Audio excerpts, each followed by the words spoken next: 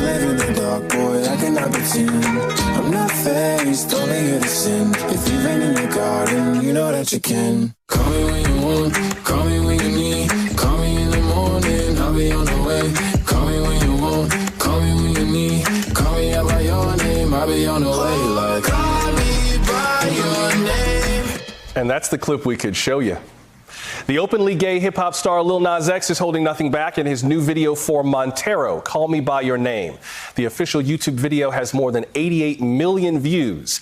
Its biblical imagery and intense eroticism are giving his fans life and apparently scaring his critics to death. Along with the video, Lil Nas X released a pair of limited-run sneakers, the Satan shoes. They're modified versions of Nike's Air Max 97s. Supposedly, they each had a drop of human blood in each pair. Amazingly, Nike sued, and they're off the market.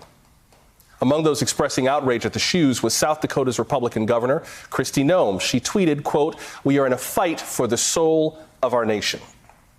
We've seen highly sexual music videos before, but gay sex with Satan, it's shocking, but for some of his fans, liberating. So is this just crass commercialism, shock for shock's sake, or is there something deeper going on? Joining us now is Anthea Butler, a columnist for MSNBC Daily. She's an associate professor of religion and Africana studies at the University of Pennsylvania. Professor, good evening. Good evening. How are you? I'm well, and I, of course, because the Lord works in mysterious ways, I check Twitter during the breaks, and it gives you the trending topics. The number one trending political figure, at least in my feed right now, is Jesus Christ. So maybe that's part of the backdrop to our conversation, is the line between the religious and the cultural and the political, and how that plays into how some people are responding to this video. Yeah, exactly. I mean, I think, Lil Nas X did a great marketing campaign if I'm thinking about this as a business person. But as a religion scholar, I'm thinking he's pushing every button that, conservatives really hate, and conservative Christians especially, because basically taking a stripper pole down to hell is not exactly the way they teach it to you in the Bible. Not at all. Not at all. I don't remember that. I looked for that. I was like, is that in Ecclesiastes? No. Was that in Revelation? Was that in Second Timothy? No, it wasn't there either. I don't believe it might have been in the director's cut, but it wasn't in my version. Yeah. One of the things that he released after this video was a tweet to explain what the song meant to him. And he wrote a letter to his younger self and talked about the challenges he had accepting his sexuality. He wrote that the song should open doors for many other queer people to simply exist.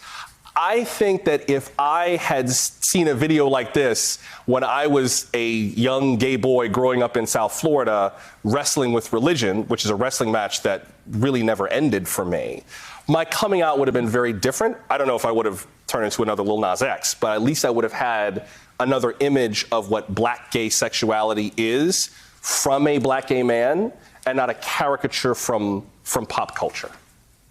Yeah, exactly. I mean, I was really touched by that. And when you listen to him talk about why he did the video in the first place and what it was really about, it's really about love and wanting somebody, in this kind of, lust that you feel when you first kind of fall in love with somebody.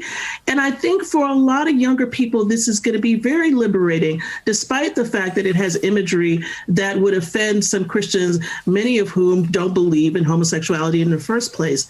I think it's a moment in which he could take all of these things that had been told to him that he couldn't be himself, he couldn't be gay, and he turned them on its head. And I think that's the interesting part of this video. That's the part that challenges what people would actually think that he should receive. All of these negative messages and all of these messages saying that he was going to go to hell. And he said, well, I'm going to go there. Your piece for MSNBC Daily referred to the old cultural brushes with the satanic panic that we've had periodically. What did you mean by that? What I meant by that is there's always sort of every 10 years or so, we go through this thing about people being scared about Satan. So if you think about the 80s and the McMaster case, or the 1990s where we had other kind of satanic panics, or the big popular one that was in music in the 80s, backward masking, where you could play the record backward and you hear a satanic message. These kinds of things always grip the religious imagination. And I think especially in America, where people are very religious in certain respects and take the Bible literally, these kinds of messages and the imagery of Lil Nas X's videos punched a button that is really there for people and just resonates. And so this is just one of many satanic panics that have happened since the 1970s, whether we're talking about, people like biting the head off of a bat, right, or anything else, or any of the heavy metal music that you see with the pentagrams and everything else.